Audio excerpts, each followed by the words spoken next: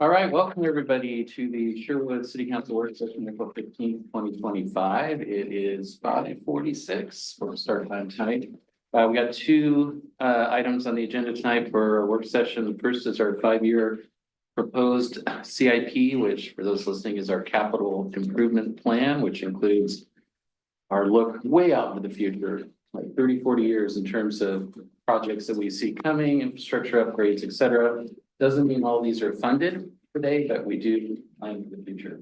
And then second item, we have Washington County Commissioner Jason Snyder here tonight.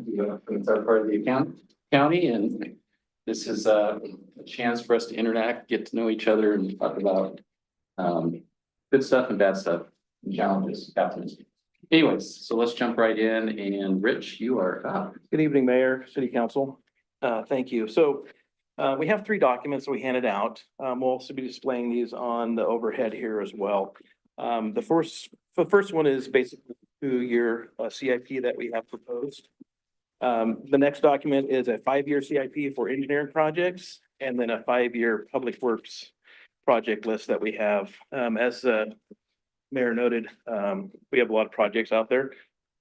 Those we're waiting for funding, so you may have seen these projects before, but we continue to push them out to be able to meet our funding needs that we have bringing in. So I'm going to turn it over to Jason. He manages a large amount of our projects for us, capital projects. He go through those, and if we need to take a team on. I just add something quick to your intro. This is for people listening. Part of the reason we identify these projects and do some work on them, even though they're not funded yet, is because when grant opportunities come up, whether they're state grants or federal grants or whatever, we're in a good position to go after those grants. So that's a big reason we get in front of this. Now, one of the documents, we kind of outline what the grant opportunities are on some of those projects. So those are kind of highlighted in a column that you may not have seen before. So I'll turn over Jason Waters, the city engineer. Thank you. Welcome, Jason. Thank you very much. So really the list is very similar to last year's CIP plan, and all this gets adopted and incorporated with the budget. So we'll just go through project by project and kind of the IC Drive project that's actually out for bid or had bid opening. It will be issued the award. We talked to ODOT and the contractor. There's no protest. So in 7 days, they're going to award the contract. In about 6 to 8 weeks, we'll be underway. There won't be a whole lot of spending in the current fiscal year.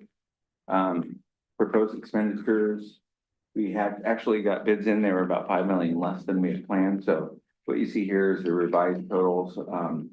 Total project cost still around 19 million with previous expenditures, and then this new bid price over here is the $12 million. So significant cost savings. So good time to bid projects. And you can ask questions anytime or at the end. Oregon Street improvements. We left a little bit of money for next year. This is an optimistic amount here. This is if we can incorporate the project with the tannery site cleanup. So that's why we have the $362,000 in there. So we can, if we need to, and progress the project, and the tannery site cleanup's going well. So that's why there's some monies in there. Sunset 99W pedestrian bridge.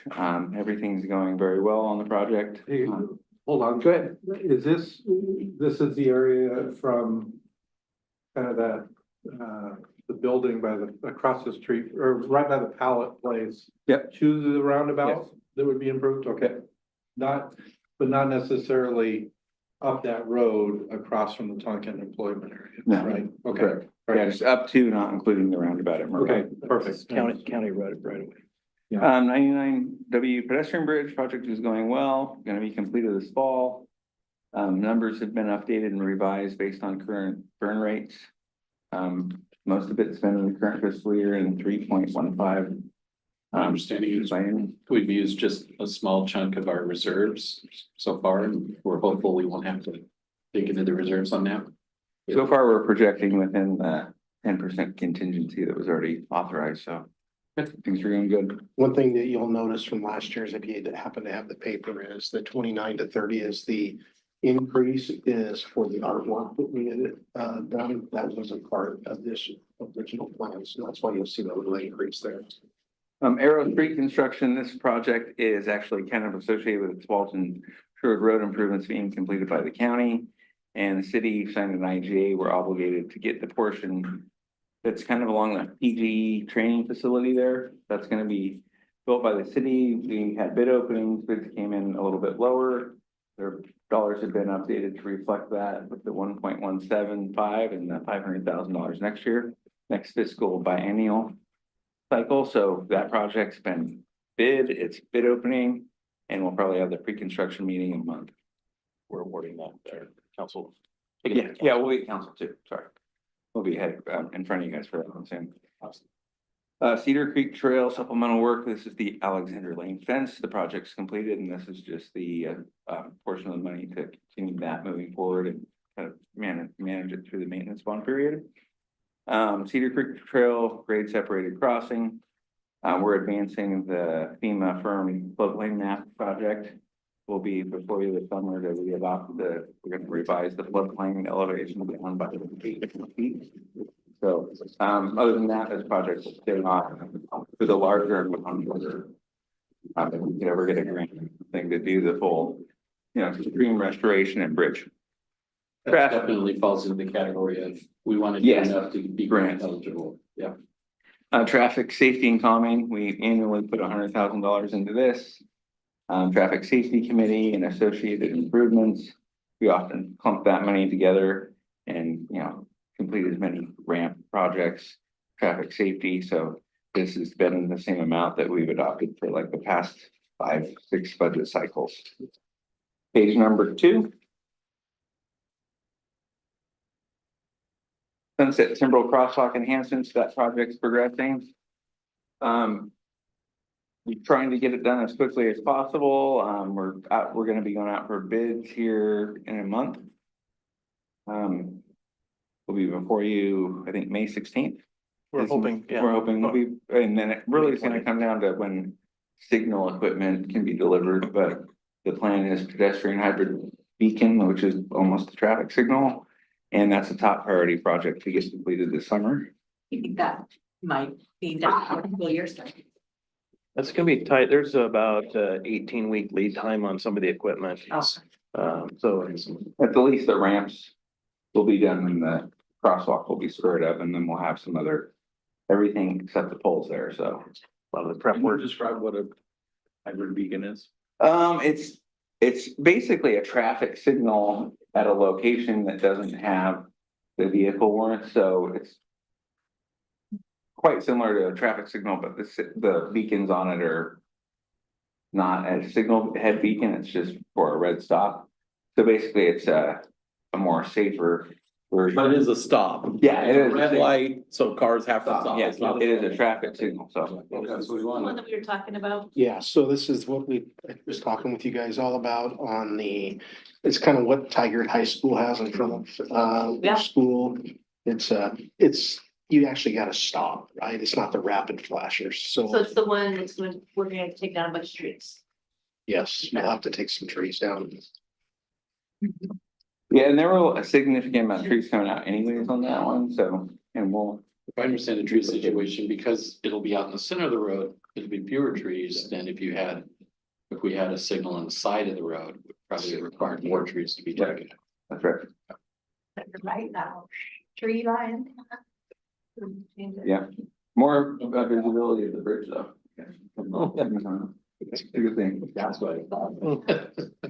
Current master plans, we have the TSP update project ongoing. We are a little bit delayed, so we've updated the numbers, 115 the current fiscal year with the remainder in the next biennium.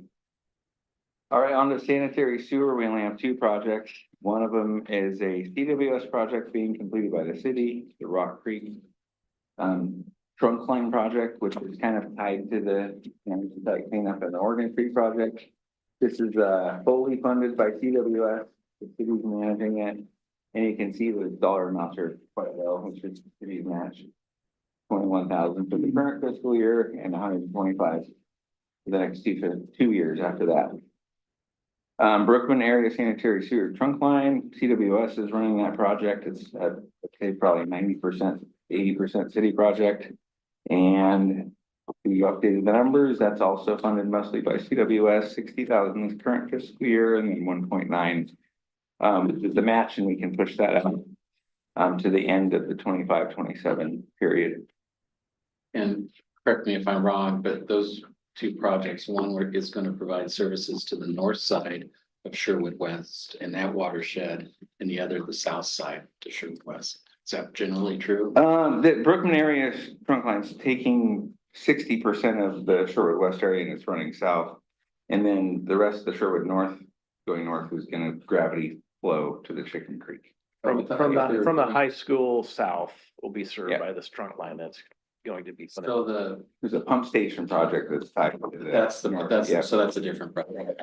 Because because they wanted to put a, what do they call it when it's a pressurized line? They have some, Oh, At the Red House place? Force Main. Yeah. of course, they wanted to put a pump station at the Red House. Yeah, and that's a good point too. We might want to shadow in TWS's projects on our little capital map, but yeah, that's that project for that north portion. Right, just one last question, and if I'm getting ahead, just tell me, are the downtown, clay pipe replacer projects in the 2 to 5 year plan?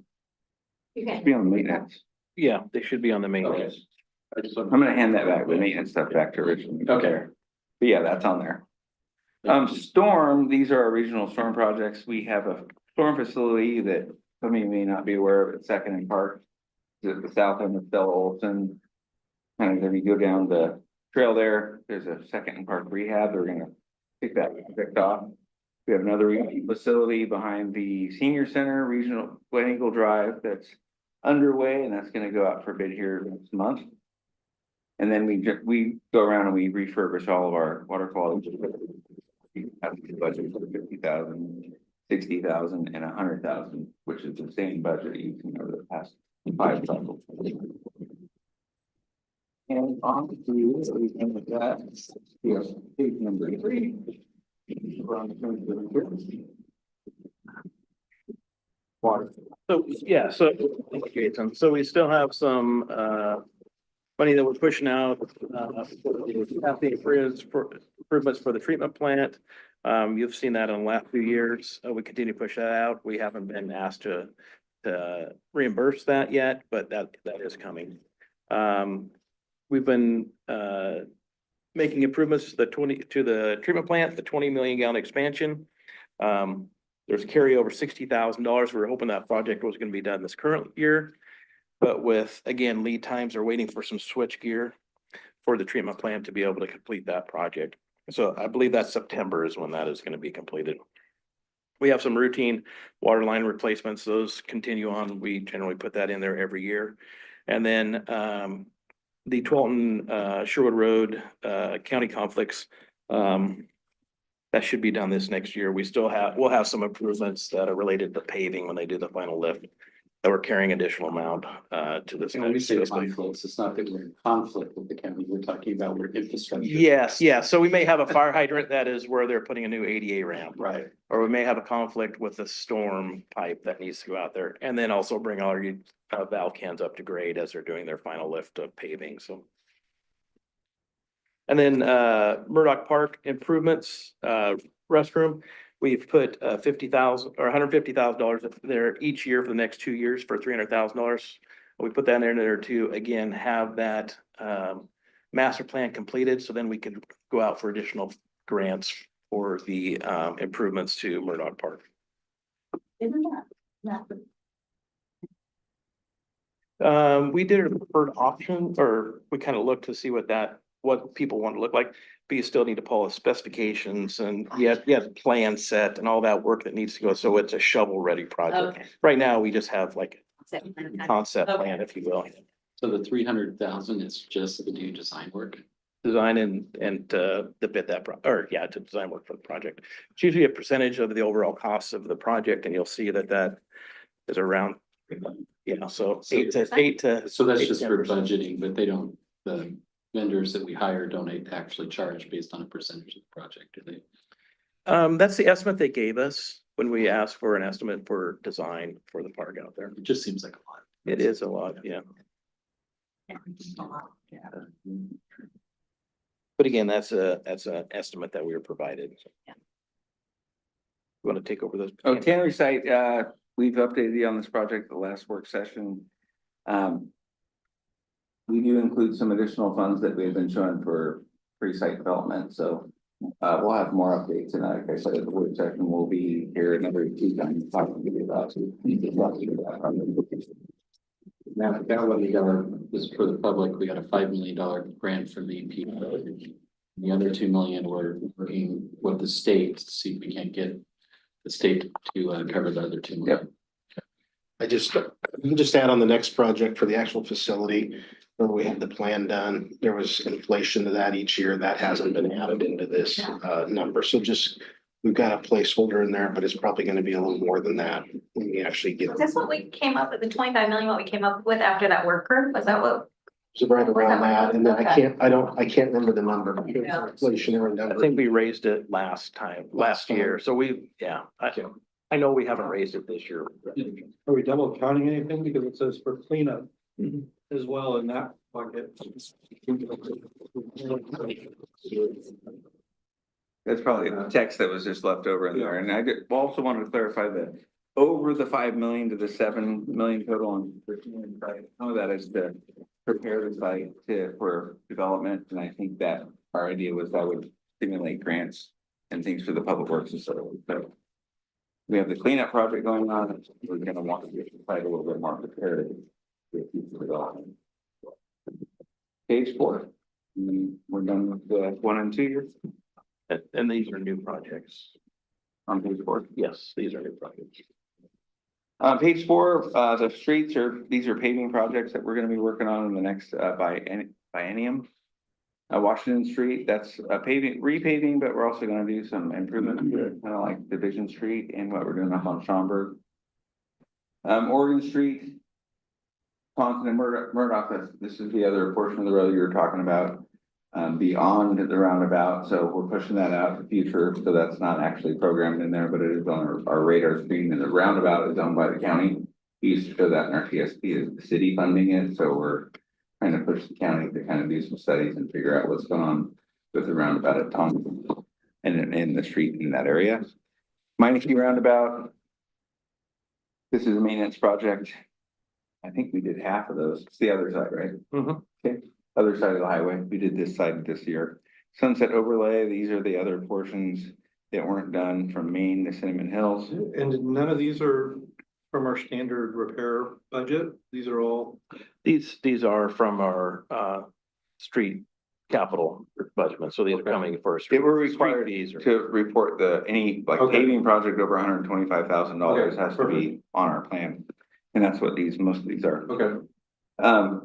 Willamette overlay, that's Orchid Pine, pretty self-explanatory there. Edie, Elwert, we're doing a study on that right now, so no actual projects there. And we do have Edie Road, which that's a county project as well, and we pushed out the 13.2 million. Hope to have updates on where the county's at with that project here in the next. So that 13 million would come from the county. Yeah, that's the next step. Yeah. But those are 21, I think those are. Oh, yeah, those are much 21, higher. Yeah, 21 numbers as far as 2021, so I don't think. Yeah. Design of Chapman, Brookman and 99W intersection. Just want to point out $50,000 is what we're proposing to spend in the next biennium on that, but we don't have any funding sources. So over the next month or so, we'll figure that out. But we do have consultants ready to study what's going on there. Once we figure that out. And just to make sure, that's not just the intersection, that's like where we're gonna locate the intersection. Yeah, Okay. or add any access points on the Yeah, highway. because there was, at one point, there was a conversation of moving that intersection north. Yeah, so that'll cover all. Yeah, I think that with the idea with what we're talking to principals about is we'll just take the previous Brooklyn studies and kind of just give some clarity to the overall, plan, the ODOT's. Borchers, 2 sections of that are supposed to get redone. These are, of course, going to start after July 1st and probably be done the next summer, the next cycle. Sanitary, we're going to be working on, actually, the next 3 are kind of grouped together. We're thinking about maybe combining all those master plans into one RFP. So you do sanitary, storm and water, or potentially sanitary and storm. We traditionally separated the but yeah, sanitary and Kind of storm makes sense together. to me to combine them if we can. similar firms do. Yeah, I was gonna say, if there's a consultant, Yeah, it's the that same would firm. typically do the same, yeah. And then lastly, we've had this project on here for a while. This is the gravel lot next to the art center, and just have some money in there to kind of flesh out what we want to do with the 100,000 and then 1.5% construction. Could totally change depending what we want to do.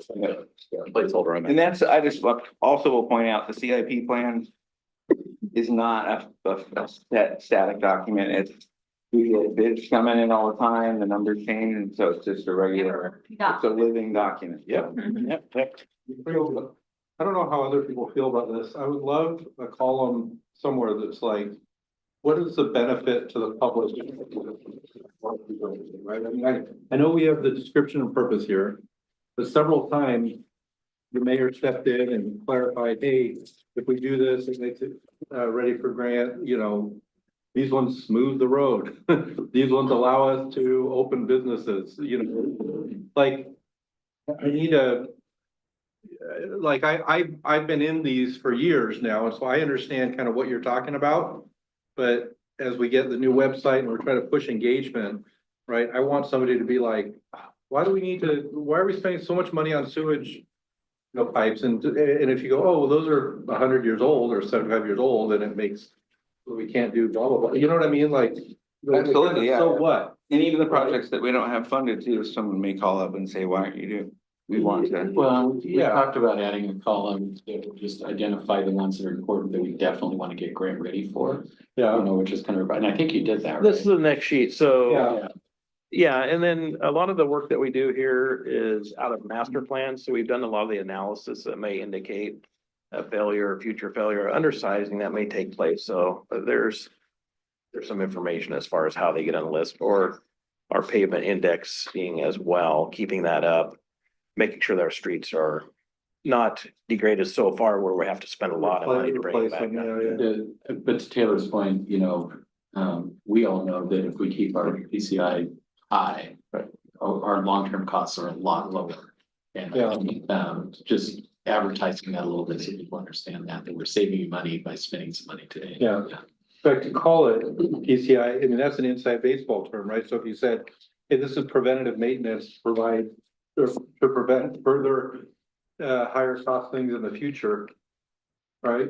Pretend you're explaining it to my mother. Now, you've never met her, but she doesn't understand what PCI is. And it's the same, to get off base, but it's the same reason we don't want telecom companies shallow trenching in our pavement, because water gets in there and it reduces the length of that street. Yeah. I don't disagree with having some explanation, but I also wonder the extra work that's gonna cause and how many people are actually calling in and saying, why are we doing this overlay? Like, when we could just explain. How many people are we getting these documents? Rather than, Generally, when we do a project, there is some notification that goes out, so we do outreach to those people a few weeks ahead of time. Or sometimes our projects, they may, Schaumburg, we've had on the list for quite a while, so we've been working on that for the last 2.5 years. So we've been keeping the public, at least the impacted customers. and the notices, maybe that's the important. Where part, they have the That explanations. explains why the need, Yeah, maybe. we're a small enough city where we can still catch that. Yeah, and frankly, I mean, I'll take a stab at it if you want and just say, all right, well, this is my understanding of the pros and cons, right? Because if I can't explain it in a few words, then maybe I shouldn't vote on it. You know what I mean? So, because it doesn't seem like it should, if it's really hard to explain the benefit of something to an uninformed citizen, then it seems like, you know, that's kind of part of our job. In fact, that's some of the secret sauce of government employees, that they can, you know, quickly be like, well, here's why this is important and it matters to you. So anyway, but I think, I think we can work with Craig and figure. yeah, and I think, I mean, Kim brings up a really good point. I think it's just a balance, you know, on some of this stuff. You know, how, just anticipating which projects, I leave it up to your best judgment on where we need to fill in the blanks versus no one's ever gonna call about that project. and you could probably cut and paste a lot of them, right? You know, I'd be more in favor of a key, right? If you develop 6 or 7 standard reasonings, right? And then kind of like you have on the smaller ones, you got the I and the L council goal. Maybe there's another column where it's like, this goes to preventive maintenance, this goes to this, right? And you have, and then you're not not having the same text copied and pasted 100 times, right? This, now this document, you Right. know, Or you could just sit bottom and say, if you have questions, just call Taylor. Yeah, call Taylor or you I can got call. my cell phone on there. I think we can at least explain it very well. And Yeah. I hear what you're saying and transparency, and then we want to show all the other projects too that have been thought about. yeah. And then that, Well, and just the big reason I'll chime in on stuff for the public is because sometimes we get embroiled in our actual speak. So, you know, just so they understand what we're talking about, especially if I think it's something that it's gonna get people worried about. Anyways, So I the, think we got that one covered. yeah, Yeah. good. So the next two documents we provided you were engineering projects and then public works maintenance projects. And all the projects should be indicated that are in the next 2 years on this spreadsheet we just went over. The difference is that over the next 5 years, we've anticipated some projects that are gonna be coming up. And this is the sheet that I wanted to mention, that we made some change to it, is that we looked at outside funding. This is already indicated on here, but it was kind of hidden. It wasn't real clear. So we've kind of pulled that out. And then also we've tied these projects to council goals down at the bottom. So this is we've been doing this for quite a while, but for the sake of time, the project, we went over the 2-year project list. The other documents provide future projects. They're out past 5 years. And we'll continue to bring those back and refine those for subsequent years for consideration. So, Slowly move up. right. yeah, Rich and I tried to keep this like to a 10-minute presentation. We barely even wanted to get into the project. You know, 30 minutes, so it's, yeah, This is old hat for us. So thank you. thank you guys so much. Good job. We'll be bringing back legislation for adoption of this. Awesome. Good stuff. But, oh,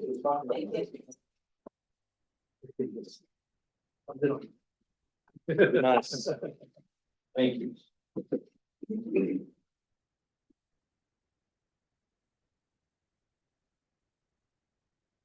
Public, we're just resetting and we'll go into our second part of our work session here in a second.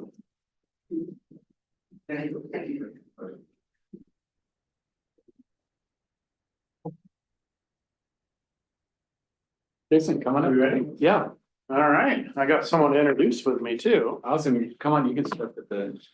All right. So I think I've met almost everybody at the table, maybe everybody. So Jason Snyder, new county commissioner, former mayor at Tigard, and city councilor in Tigard, and I have staff assistant with me, Bryn Thomas, who also supports Commissioner Fye as well. So that's a shared resource. oh, how's that struggle? I kind of want to hear the answer to that question. I haven't asked that question. But I've been really enjoying it. It's been great. one of the things that I wanted to do with all of you, and frankly, every city councilor and city council in my district, which is District 3, just as a reminder, includes the cities of Sherwood, Durham, Tigard, Tualatin, and King City, is make sure that I have an opportunity to hear what's on your mind, what are your concerns from a county perspective, what are things, Kim, as you were bringing up, what are things that I can help either advocate for, or are there roadblocks that you all are having with particular county issues? I can certainly give you, as best I can, updates on some of the major things that we're working on. And I know Mayor Rosner's been very clear about preferences around the county budget and some of the funding. I've given him some both feedback and ask for practical solutions as we're going through the budget cycle. And so that's really the purpose of this. I consider it kind of an open rounding session of sorts for me to hear what you've got to say, answer any questions I can.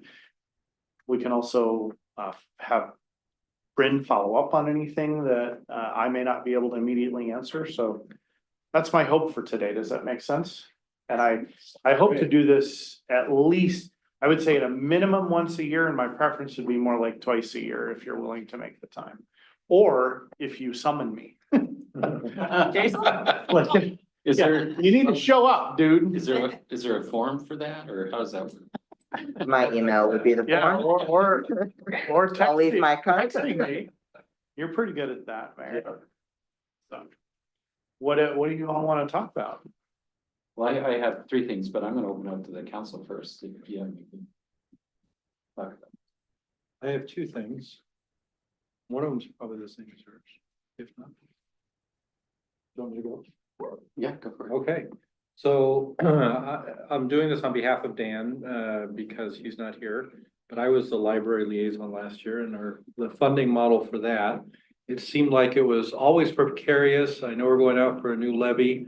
And part of the problem with that, I think people would be very for it if we are giving them the same level of service. And we've heard rumblings that potentially there's going to be less levels of service and for more cost, which obviously is a hard pill to swallow. And part of that, goes to how the county is helping fund the WCCLS. Was that one of your things?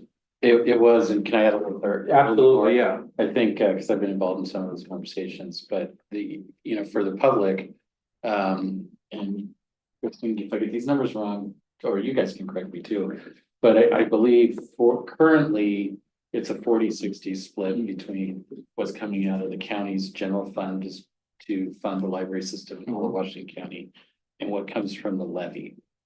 And the county hired a consultant to help kind of plan and figure out as we go out for this next levy, how do we do that? How much do we charge? What's going to resonate with the voters? What does the system look like?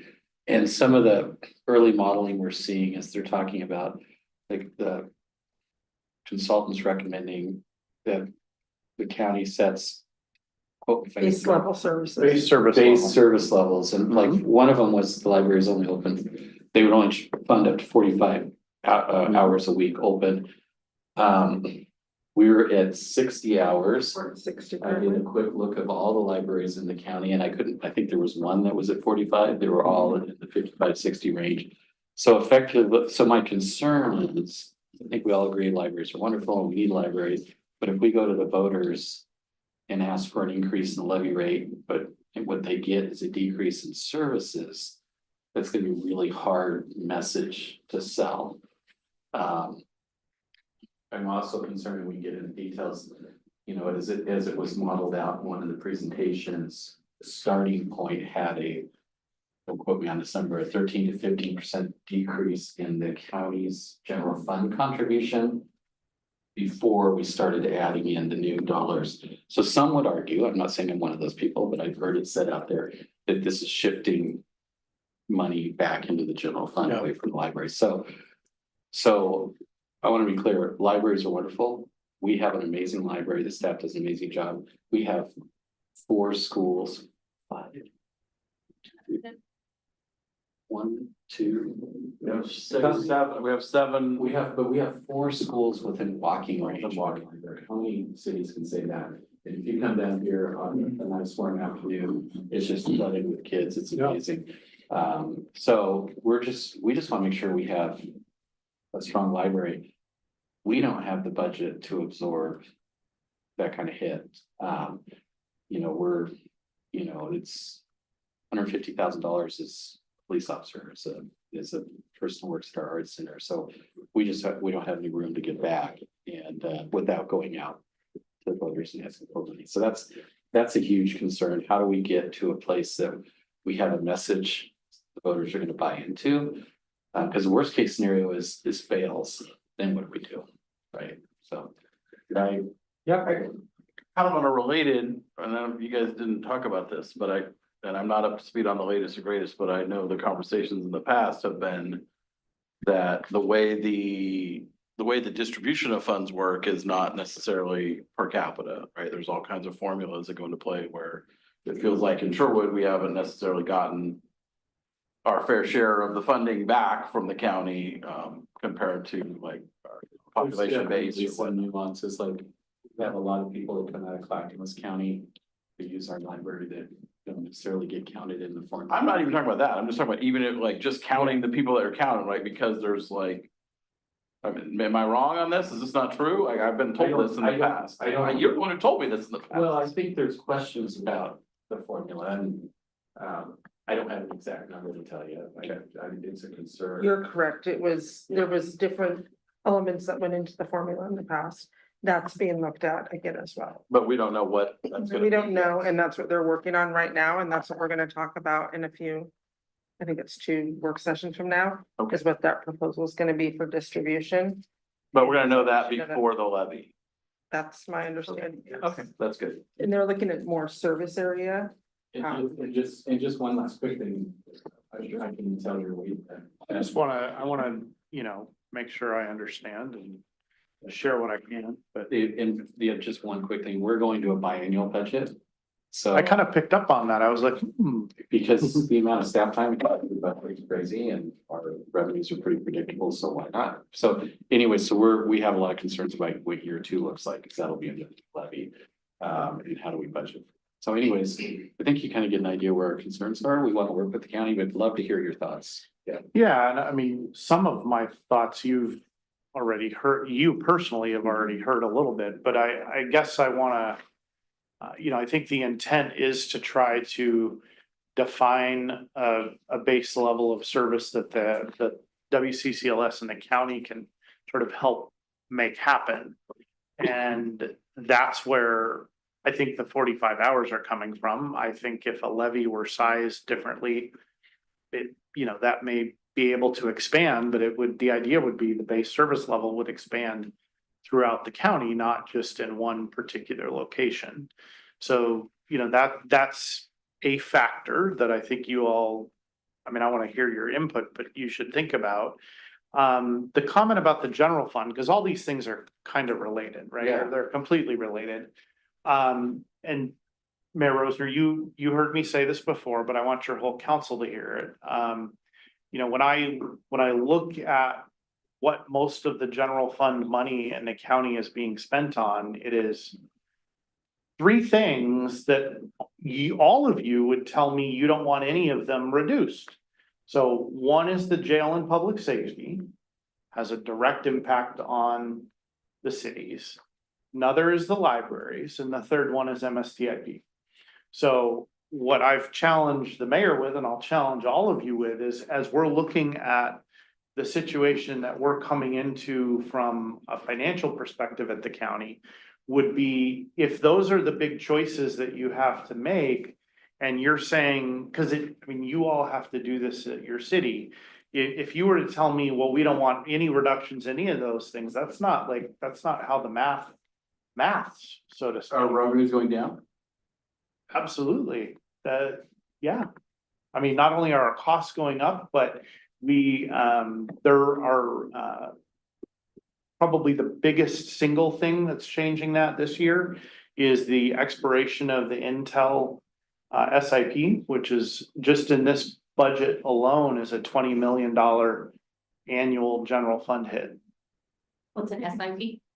Strategic investment plan. So these We're are, not doing anymore, which we should be doing, but. yeah, these were plans that allowed basically incentivized Intel, and I think one other large organization has had them in the past, or have them that are active, but they expire at the end of 20 years. And when that happens, the practical aspects of it are it increases distribution to local jurisdictions that then, because the property in question goes on to the regular tax rolls.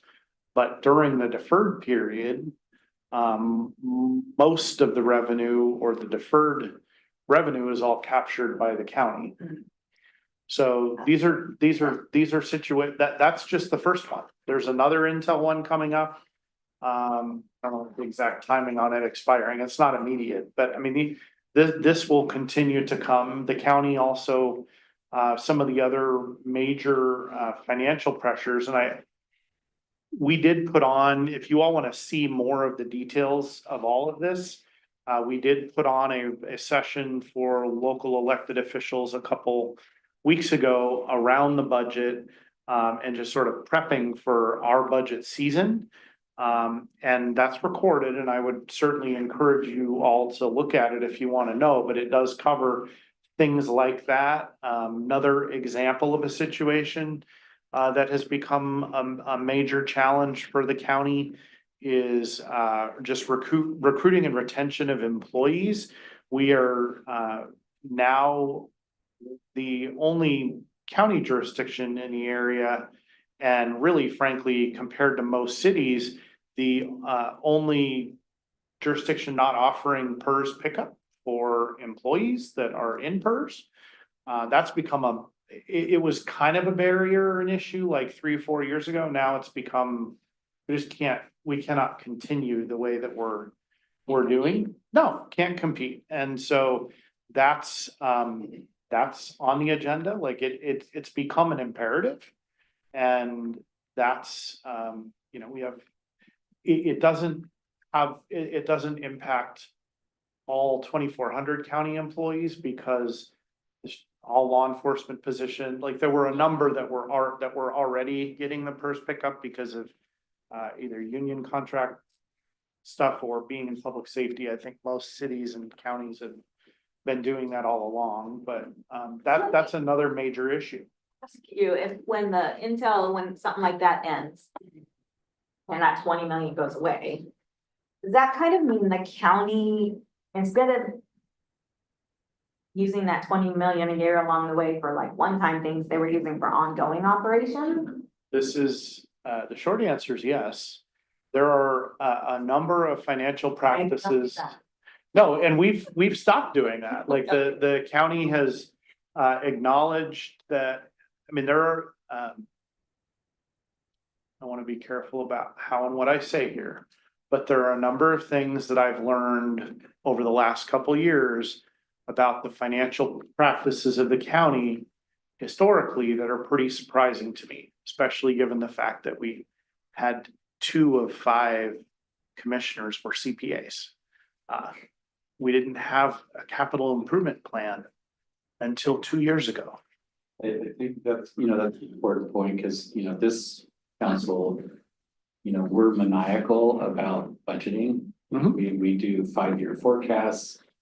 And One-time funds can never be used for ongoing. This is what I was used to at Tiger. And Yeah, I'll just be exactly. clear. Maybe in the smaller organization, it's easier too. I don't know. Makes sense. You're a former mayor, so you get that, but I think that's part of some of our frustration is if I fix it today, it's $1. If I wait 5 years, it's $5 to fix the same problem. So, going back in time, we wish there was different practices in. But it is. It is. I think, my message, at least what I'm saying when we talk about this library stuff, there's a couple of unique things about it. One is we're actually, the cities are delivering the service for the most part. There's a few. There's some Unincorporated libraries. So we're the ones that hear about it. We're the one, it's just like CWS, we talk about that too. But it's the same thing, it's on our bill, SDCs are on our bill, so or garbage, same thing. So I think that's part of why we're concerned about it. But there's obviously the budget impacts, and I do understand we're all in this together. We're trying to do smarter things too. So like so something that got approved at the commission meeting today is bonding $150 million of MSTIP to get projects done.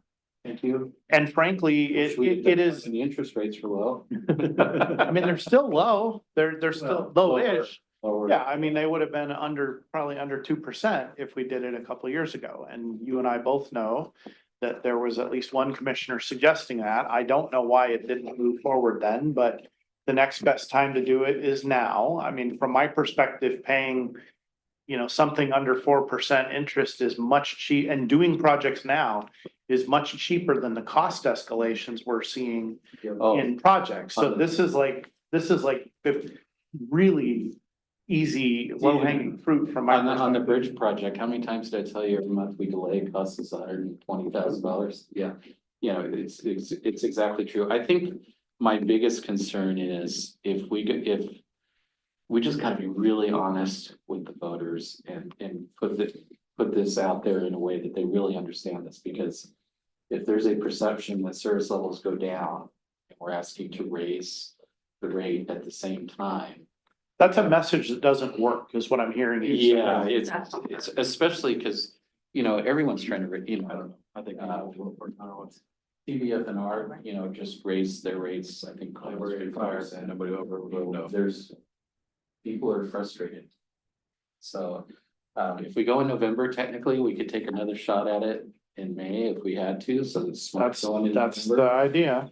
But, we gotta work on that messaging and get to some reality, and there might be, it may be better to raise it a little bit to maintain services. But those are the conversations I haven't heard. Happening yet. Okay, I will push that message with the commissioners that are working more on the library levy. Commissioner Fye and I are leading the public safety levy angle. Commissioner Willie and Treese, or Commissioners Willie and Treese are sort of the commission representatives on the details of the library levy, but I will make sure that this message gets communicated in a way that, and I'll make sure the county library leaders hear the message too. That, you know, from a political and a reality standpoint, this isn't gonna work if the message is services are decreasing, pay a bunch more money. That just doesn't work. So, In some of the messaging we've heard, and I won't say who it came from, was, well, we're not telling you to lower services. No, that, I mean. Less money. Less money, Lower lower services, unless there's so some city that's extra money sitting So, around, but. no. we just need to all be honest about that and get a message to the voters at work. I mean, I understand both ends of that. I mean, I do, the county, I understand the practical reality from a city perspective, and the county's also not saying don't, or WCCLS is not saying don't have your library open 60 hours a week. Well, it'll be a choice. Yeah. That cities have to make. Well, I mean, I think, let's see if we can reconsider the sizing of it.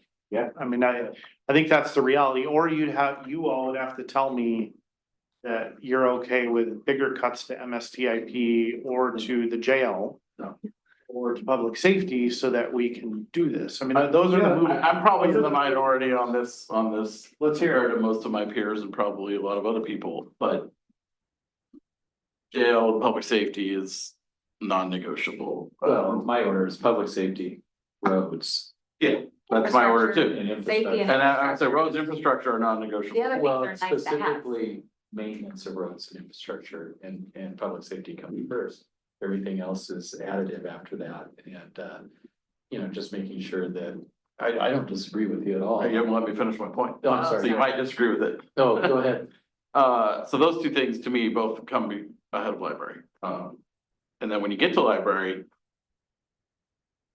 There's a lot of nice to haves that, I don't know about other libraries. I know our library, like there's baseline must have services. There's a lot of optional things that libraries offer that. We don't have to offer. And I'm not talking about cutting back hours. I'm talking about a lot of programs and extras and all things, and they're great to have. I love to have them, but I think the reality in the coming decades, if we look longer term in government is there's gold-plated services in a lot of places are probably, we all have budget compression, right? We all know the cost of service goes up more than especially at our level, right? Where we can't raise our tax rates. Correct. Every year that budget compression is real, and over time, the reality is service levels have to go down.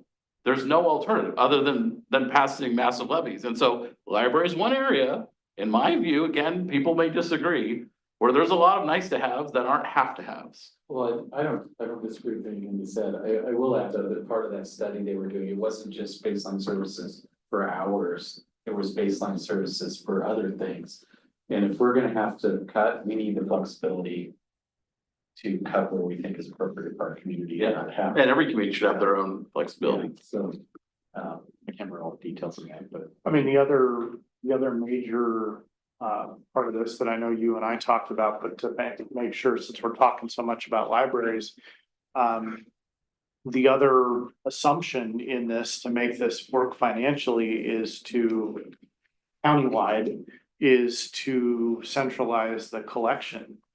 And I know that's not necessarily popular, but I'll just share that if we don't do that, we've got another $4.5 to $5 million hole a year to try to And figure I out. don't know why that wasn't already done 10 years, like that, like to me, that's just a. It is mostly centralized. No, it's shared, it's shared. We're shared, we all, at our library, we still get to choose our own collections, if it's Yeah, okay. selection, if it's centralized, what input will we have? I suppose some still, but Well, and I'm gonna be contrarian on this. I don't believe the base assumption that it's gonna save as much money as they think it's gonna save.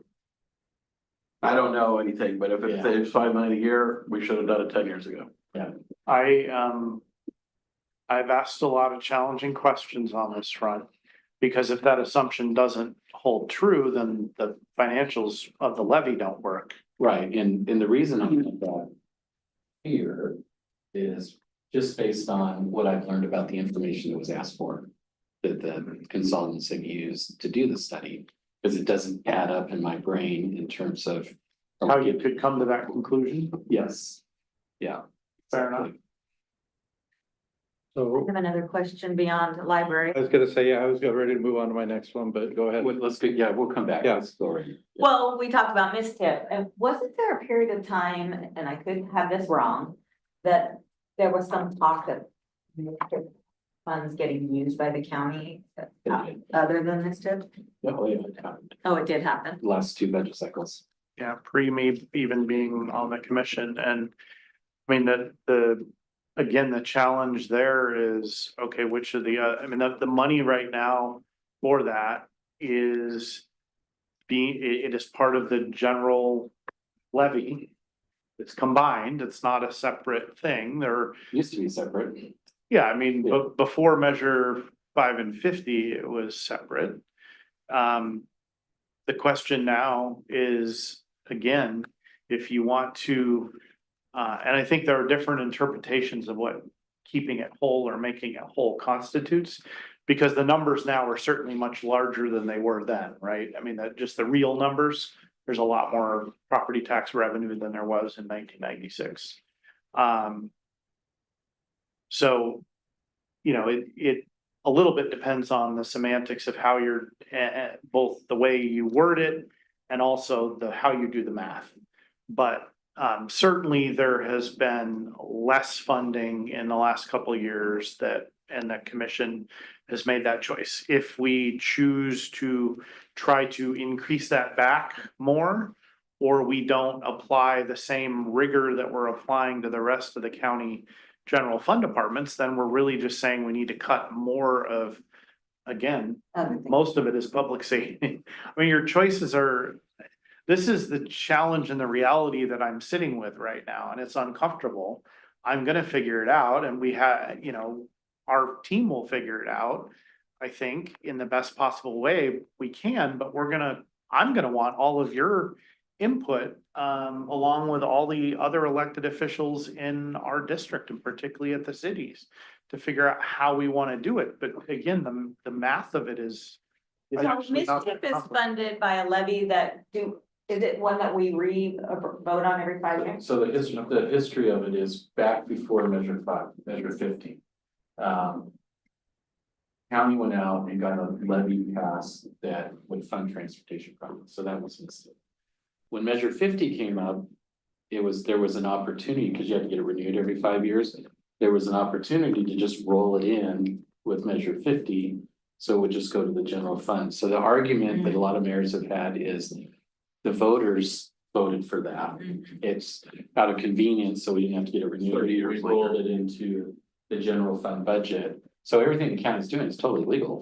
There's no question about that. But there's some avoidance issue. That's not what the voter intent is. I also think like things change over 30 years, and so voter intent is, you can't hold that as a panacea forever because the circumstances. And if we're cutting the rest of the general fund on average by 10%, I don't think it's intellectually, I think it's reasonable to conclude that you would need to do the same thing to MSTIP. Yep. But that, you know, it's up for So- discussion. I have a question, and this might be just a dumb question. But kind of going back to what I was talking about, how we look at our 5-year budgets. It seems like each year the deficit's getting bigger. Well, if we had just 3 years ago bit the bullet, we wouldn't, it would say, we would be in a better place than we are right now. I'm just trying to understand, because 3 years ago, we knew that these SIP programs were going away. All of this is programmed. You know, it's not like we didn't know that was gonna happen. I'm just curious what. Jason's like, I wasn't on. I know you weren't on there. So Well, this is your- I can tell you the direction that so the commission as a whole now is tired of being on the trajectory that you're describing. Yeah. And we've been very clear with the county administrator that we want to be on the sustainable path. In fact, we literally use those words in a meeting in the last. Well, yeah, but the county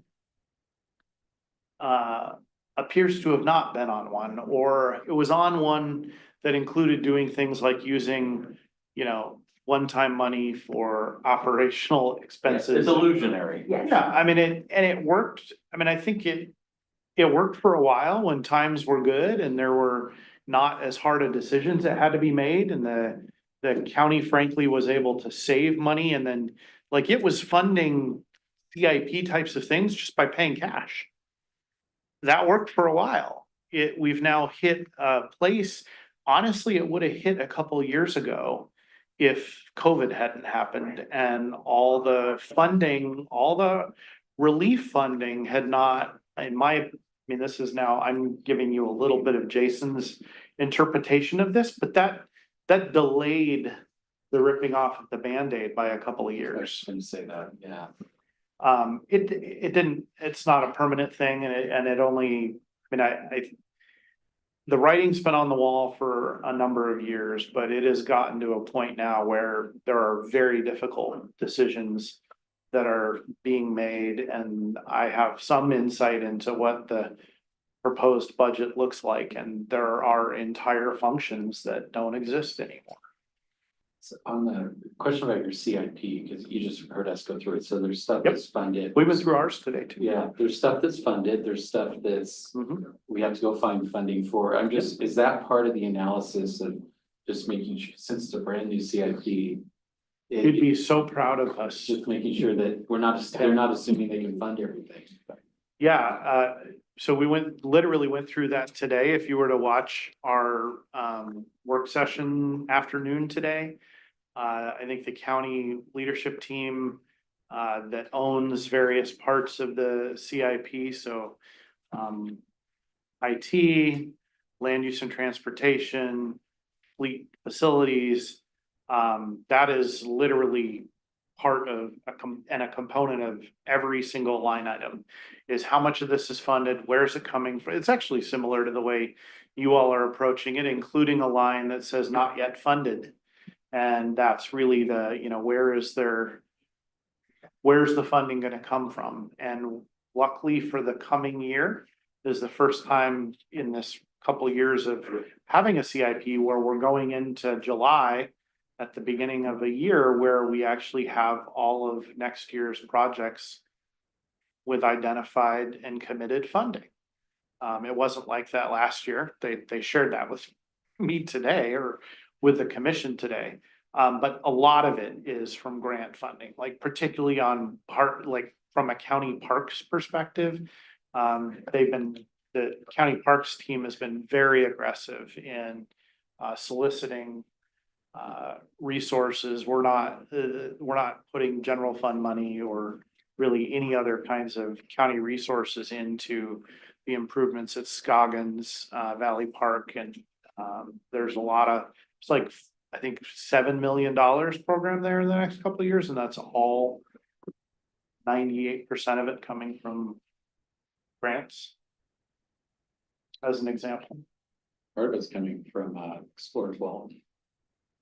Yes, For the campground. yeah, we gave some money for that. Yep.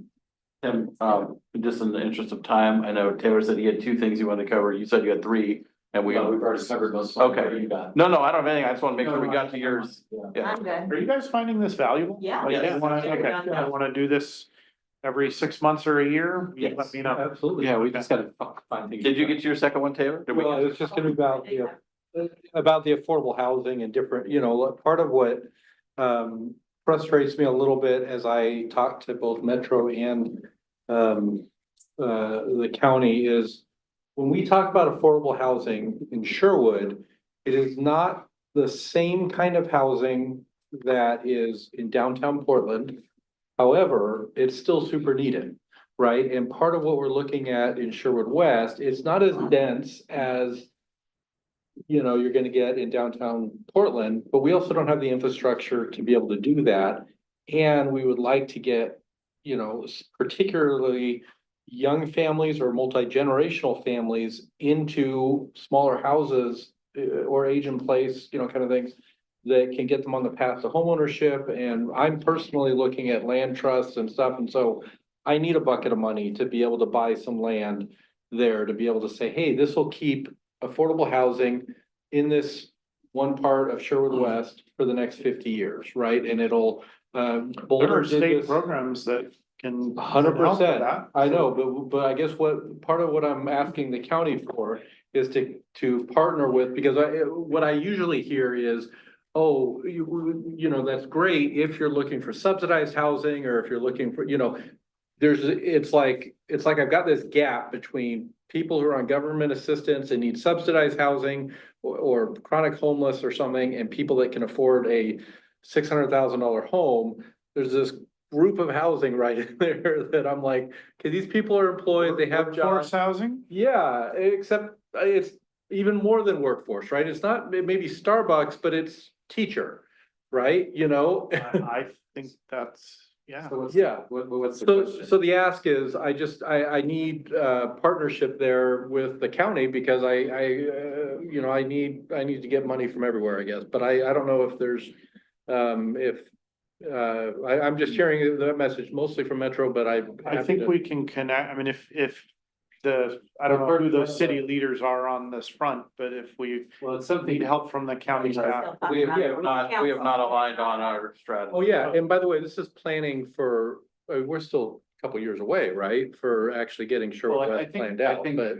as we go through, as we go through comprehensive planning for Sherwood West, that's part of the conversation. We committed to that with Metro in our conditions of approval. I think just to kind of expand on what you're saying, we have brought up SHS. And you're probably surprised to hear us talk about it, but I am on the Metro Council's work group that is trying to sort out that mess. And I think, It's a polite way to describe it. well, until very recently, the last meeting, it's felt like everyone's been, when I say everyone, I'm talking about the 3 counties in Metro, have been talking about turf and control and not talking about what are the best programs that we can get out there to solve for homelessness with the wraparound services that we need to face up to the fact that we've dealt with the easy cases and now we have the really difficult cases, that we're trying to get our friends that we're trying to get out, into a better place. So, and I know Jerry and Catherine are the ones coming to that meeting, but just so you're aware, I'm literally, I mean, I'm aware, our whole commission went to the Metro Council meeting last week to testify on SHS related topics. I'm having lunch with Lynn Peterson good, because next Monday, like we are engaged, but I don't want to cut you off yeah, entirely. I just think my perspective on the whole thing is we've had 3 counties operating independently. We don't really have a regional solution. So if we do an intake, it's like if Multnomah does an intake in North Portland for an individual in crisis, and then that person gets on a bus and shows up in Hillsborough. Start all over again. They don't know about them. So there's a lot of inefficiencies, and stuff like that. And there's tons of examples that I'm hearing, but we need to really get to a regional solution that gives the local flexibility to be responsive on the local needs. Sherwood doesn't have a huge problem today. We do have homeless here, but nothing like what some of the other cities around us have. But they're talking about extending this tax for 30 years, so I want to program that in 20 years, if it's different, if we're, we need to shift how funds are moving around to take care of problems, that we have that flexibility in the program as well, so. But I'm glad you're engaging, I'm glad you're having lunch with Lynn. But it's, She and I talked with some frequency. and to Washington County's credit, they've done a pretty good job. I still think I think we're spending a lot for what we're getting. I still think we're spending a lot for what we're getting, but Washington County's done a good job. Clackamas County has did a good job. Multnomah County, not so much. I'll watch the news and see that. Partly why we're having the discussions we're having. Yeah, so but my biggest message, let's work together and talk about programs and how we're gonna serve the people on the street in the best way we can. And stop talking about traffic control. Yeah. And So you're saying that should be the regional, I yeah, thought for a moment you're saying like you want us to engage the county housing staff with Sherwood. no, folks, But you're talking well, about what I'm- you're talking about what the regional conversation. yeah, I mean, yeah, it's, there's a whole other subject with Metro and their housing bond. How they've been spending that, we can talk about that too, but for the supportive housing services. We're at a huge crossroads right now, we gotta get this right, and the voters are not happy right now, so if we want it extended. We gotta get. Well, I this think right. that's particularly true in Multnomah County. Is that what you're referencing? Well, I Or think- everywhere? I think they were unhappy before JVP made that announcement that they were $100 million in the hole. I'm more talking about the outcomes in Multnomah County. Yeah, does it Yeah. feel like it's better? That's the problem that I feel like they all get, the elected officials don't get.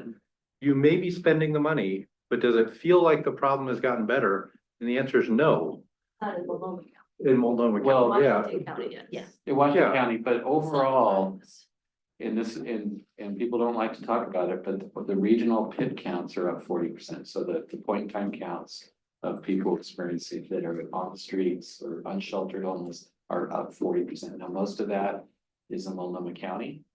But so, and I think that's a big reason why, to your point, why people don't feel like it's. Well, it's improving. also the way that the point in time count has done and is conducted. There's a Sure. lot of anomalies that go into that point in time count. Yeah, I agree with that. If it was 5 or 10%, yeah, but it's, and I think there's a recognition now that the bucket's filling up faster than we can get. And again, we've done a great job of helping the people we've helped. There's no question about that. We put a lot of people in shelters, we put a lot of people in permanent Your housing. point about demand is a big, I mean, we literally had a presentation on this today, and right now the ratio is for every 10 families we help, there's 15, like we get out the door, there's 15 coming in. Right. It's an imbalance. Yeah, and I think there's also work to do around the wraparound services too.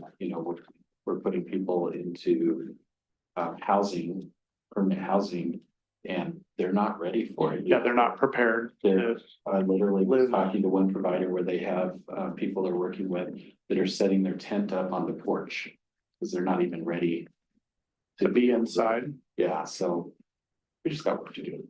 Taylor, did you get? But I don't wanna- Yeah, Question? well, it's a longer one. Yeah. I don't need to answer it tonight. Oh, okay. It's more of I wanted to, that's something Open the that's subject. concerning. And so you point me the right direction and all. I think we need to align as a council on what we're looking for in that space before we go soliciting solutions. Yeah, I'm not actually solutioning yet. It's more of, I want to get educated and figure out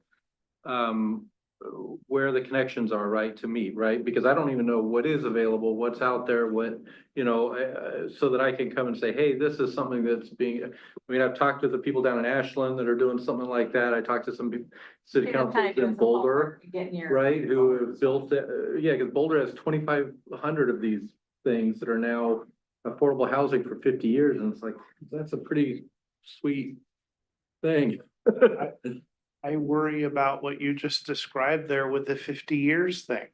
We did that for 30 years at a bunch of Oregon complexes that are now becoming market rate. Like I appreciate the 50-year concept, but what happens at the end of 50 years? Well, Just think about it. We're not addressing the underlying root causes, we're just putting Band-Aids on it. well, Same thing with homeless. but part of that though is also saying, oh, can we pass a law in the, I don't know what jurisdiction, but you can, if you buy that house, you can only have one house, right? So that you're not getting these private equity firms that are buying them and doing different things like that, because, and the ones in Boulder though have, you know, some of them are 15 years old and they build in, here is the amount, you know, there's a formula for the amount of equity you can sell them for over a certain amount. Anyway, we can talk about that, but it's, part of it is, and Ashland did the same thing where they just said, hey, you can pass it down to your family, you can sell it, but you can't, you know, if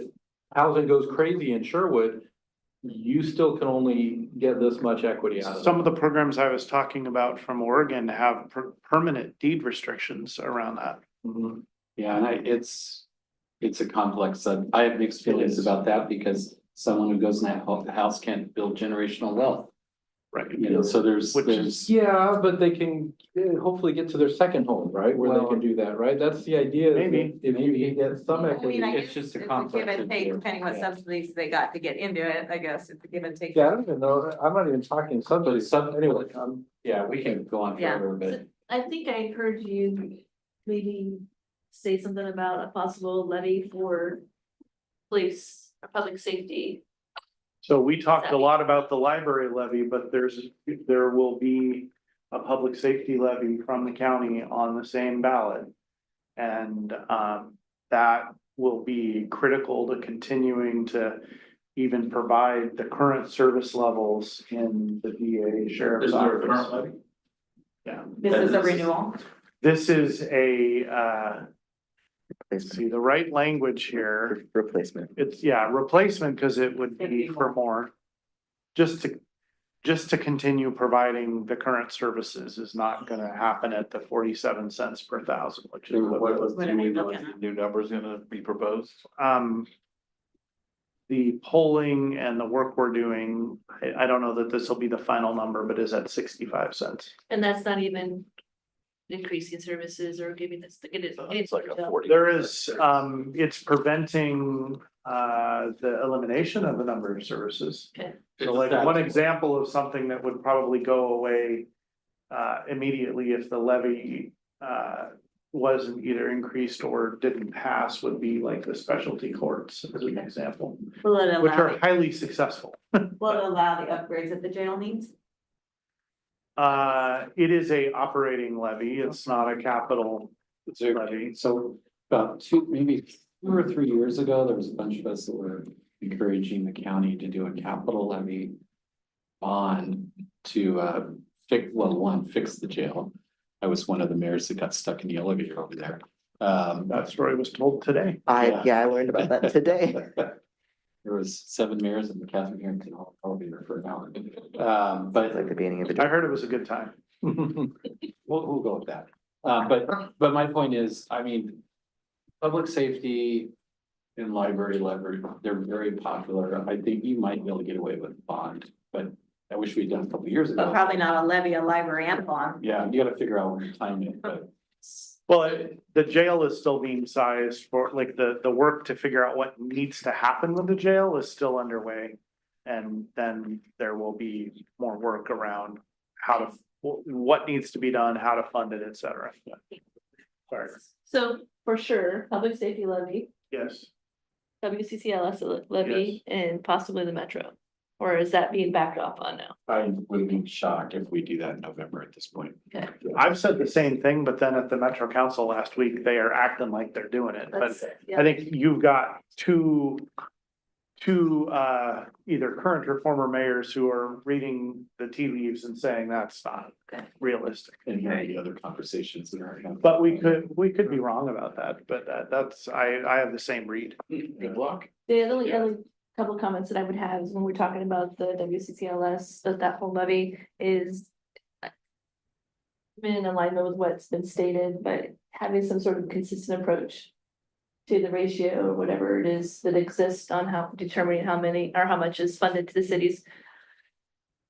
Public safety, and then going back to the whole affordable housing thing, I think that, again, Washington County, I was in that arena for a number of years. Washington Yes, County's you done a were. bang up job on what they've done. My only question is, it does seem like the staffing for that department has increased maybe more than what the capacity should have. Obviously that statement there, I mean, I don't know, You're talking about internally in the yeah, housing, yeah, I mean, they're having to deliver a lot. They're having to properly spend over $100 million a year. yeah. That's just in SHS money. Yeah, they've done, and they've done a remarkable job on it, so I'll leave that. But comment. I will take that under. As a general Speaks from statement, somebody looking outside in. government is famous for trying to solve for the last 20% and spending 80% of the money on that, so. I think that's like the American tradition. Yeah, but not a good one. No, it's not a good. Did you have any questions for us for that? Well, I mean, I asked you all to be honest and forthright, tell me what you're thinking and ask questions, and I think you all did that. I really appreciated the time. I hope you all felt like it's time reasonably well spent, and I look forward to doing it maybe again in 6 months Yeah. or sooner if I'm summoned back. Yeah, give me that form. Speaking of, Give us- yeah, so I've got, yeah. Give us the content. Anybody that Bryn- wants Bryn's them, handing yeah, out those are, business. What those are mine. And I'm sure most of you have his cell number, because he gives it out to anybody. Doug doesn't use business cards. I will say that I now have a cell number I have moved it. for both Clean Water Services and the county separately. Their organizations are trying to get appropriately separated. That's been a work in progress, so I mostly just use my county cell phone number, but if it's about county business, if it's political, then use my personal cell number, and if you really need to call me about Clean Water Services, I guess I can give you that number too. That's the scoop. Thank you all. Awesome. Thank you. Thank you for the time. All right, we are done with work session.